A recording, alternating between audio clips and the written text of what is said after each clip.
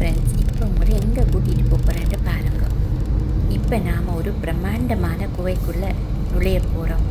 வெளியே இருந்த வெளிச்சம் அப்படியே குறைஞ்சு ஒரு வித்தியாசமான அனுபவம் கிடைக்க போகுது. பாருங்க, மலைகளை குடைஞ்சு இவ்வளவு அழகா இந்த வழியை அமைச்சிருக்கிறாங்கன்னு. வாங்க உள்ளே போய் பார்க்கலாம். உள்ளே இருக்கும் இந்த விளக்குகள், அந்த எதிரொலி கேட்குறதுக்கு ரொம்ப திகிலாக இருக்கும். இந்த குகைகள் எவ்வளவு நீளம் தெரியுமா? நாம் இப்போது மலையோட மைய பகுதியில் பயணிச்சிட்டு இருக்கோம். சுற்றி இருக்கிற மலை பாறைகள் பாருங்க, இயற்கையை சிதைக்காமல் எவ்வளவு நுணுக்கமாக இந்த சாலையை உருவாக்கி இருக்கிறாங்கன்னு. அந்த தூரத்தில் வெளிச்சம் தெரியுது பாருங்க. நீண்ட பயணத்திற்கு அப்புறம் இப்போ நாம் குகையை விட்டு வெளியே வரப்போகிறோம். இருட்டில் இருந்த திடீரென்று வார இந்த வெளிச்சம் வெளியே இருக்கும் இயற்கை காட்சியை பார்க்கவே ரொம்ப சூப்பராக இருக்குது. இப்போ உங்களுக்கு ஒரு அதிசயத்தை காட்ட போகிறேன். இதுதான் வியமாலா, ஒரு வரலாற்று பார்வை. இந்த இடம் சுவிட்சர்லாந்தில் கிரிசன்ஸ் மாகாணத்தில் உள்ளது. இதன் பெயருக்கு மோசமான வழி என்ற பொருள். ரொமானியர்கள் தங்கள் பேரரசை விரிவுபடுத்திய போது ஆல்ப்ஸ் மலை தொடரை கடந்து செல்வது மிகப்பெரிய சவாலாக இருந்தது.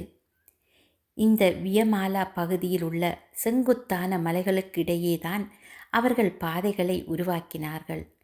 இது இத்தாலிக்கு வடக்கு ஐரோப்பியருக்கும் இடையிலான மிக முக்கியமான வாணிகை பாதையாக இருந்தது.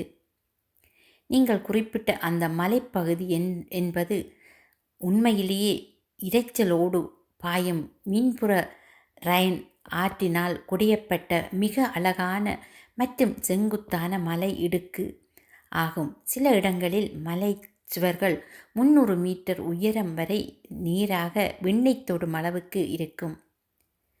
ரொமானியர்கள் காலத்தில் பாறைகளை குடைந்து பாதைகளை உருவாக்கினார்கள். இன்றும் அங்கே அவர்கள் பயன்படுத்திய பழமையான பாலங்களின் எச்சங்களை காணலாம். பிற்காலத்தில் 18ஆம் மற்றும் 19ஆம் நூற்றாண்டுகளில் நவீன பாலங்கள் கட்டப்பட்டன. இந்த மலைப்பாதையை பயன்படுத்தித்தான் தங்கம், உப்பு மற்றும் பட்டு போன்ற பொருட்களை கொண்டு சென்றனர். சுற்றுலா தலம் 359 படிகள் கீழே இறங்கி சென்றால் அந்த மலை இடுக்குகளில் பிரம்மாண்டத்தையும் ஆற்று நீர் பாறைகளையும் எப்படி குடைந்திருக்கிறது என்பதையும் நேரில் பார்க்கலாம். சுற்றியுள்ள கிராமங்களில் ரொமானிய காலத்தில் நாணயங்களும் தளபாடங்களும் கண்டெடுக்கப்பட்டுள்ளது. ஃப்ரெண்ட்ஸ், நீங்களும் சுவிட்சர்லாந்து வந்தால் மறக்காமல் இந்த இடத்தை பார்த்துவிட்டு செல்லுங்க. அவ்வளவு ஒரு அழகான இடம். மீண்டும் இன்னொரு வீடியோவில் சந்திப்போம். வணக்கம்.